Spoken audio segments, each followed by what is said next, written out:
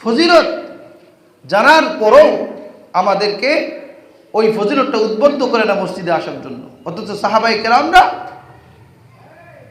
প্রতিযোগিতা করত যে আমি কিভাবে তার থেকে আমলে আগে বাড়তে পারি।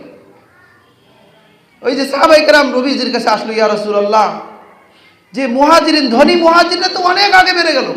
বলে কেমনে আগে বেড়ে গেল? যে আমরাও নামাজ পড়ি, তারাও নামাজ পড়ে, আমরা রোজা রাখি, তারাও রোজা রাখে, কিন্তু তাদের অর্থ সম্পদ থাকার কারণে তারা হজ করে, যাকাত দেয়, এটা তো আমরা পারি না, তারা তো আমাদের থেকে অগ্রগামী হয়ে গেল।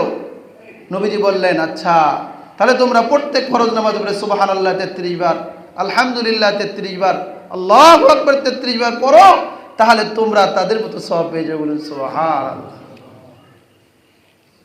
এই আমল করতেছিল, এর মাঝে ওই ধনী সাহাবীরা এই সংবাদ পেয়ে গেছে, হ্যাঁ আমাদের মতো তারা সওয়াব পেয়ে যেতে, কি কারণ, কি আমল করার কারণে, এই বাস আমরাও এই আমল করব। এখন তারাও এই আমল করা শুরু করে দিয়েছে। এখন ওই গরিব সাহাবীরা আবার এসে নবীজিকে বলতেছে, ইয়া রাসূলুল্লাহ, আমার ভাইরা তো এই সংবাদও শুনে গেছে, তারাও তো আমল শুরু করে দিছে, তাহলে তারা তো আবার আগে চলে গেল।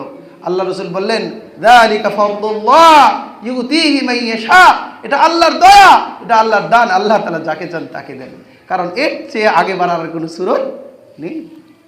সম্মানিত হাজিরিন, তাহলে সাহাবায়ে কেরামদের মধ্যে আমলের কি প্রতিযোগিতা। অথচ আমরা যদি আগেই চলে আসি, একটা উট কুরবানি করার সব, গরু, এগুলি কি কোনো